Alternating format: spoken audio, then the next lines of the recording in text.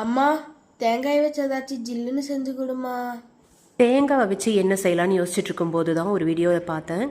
Coconut creamy ice cream இது எப்படி செய்யலான்னு பார்க்கலாம். இதுக்கு நம்ம தேங்காயை நல்லா செல்லை எடுத்துகிட்டு இந்த மாதிரி பால் எடுத்து வச்சுக்கோங்க. நல்லா கெட்டி பாலாக ஒரு மிக்சர் ஜாரில் முந்திரி ஆட் பண்ணிக்கலாம். உங்களுக்கு தேவையான நட்ஸ் நிறைய போட்டுக்கோங்க.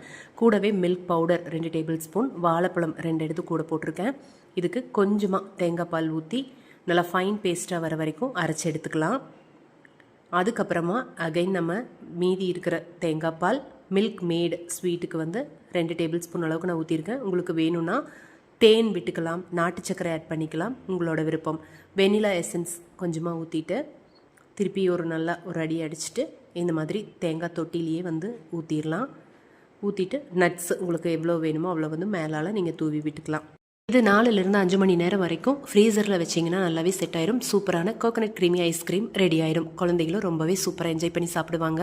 வேலையை முடிச்சுட்டு சாப்பிட்ற வீடியோ போடலான்னு நினச்சிட்டு இருந்தேங்க. திரும்பி பார்த்தா 2 பேரும் ஃபுல்லாக சாப்பிட்ருக்குறாங்க. அவசரமாக ஓடி எடுக்கங்காட்டிக்கு இந்த வீடியோவாவது கிடச்சிது. இல்லைனா வெறும் தேங்காய் தொட்டி தான் நான் உங்களுக்கு காமிச்சிருக்க முடியும். எனிவே இந்த க்ரீமி ஐஸ்கிரீம் ரொம்பவே சூப்பராக இருந்துச்சு. மறக்காமல் ட்ரை பண்ணுங்கள். இன்னொரு வீடியோவில் பார்க்கலாம். டாடா.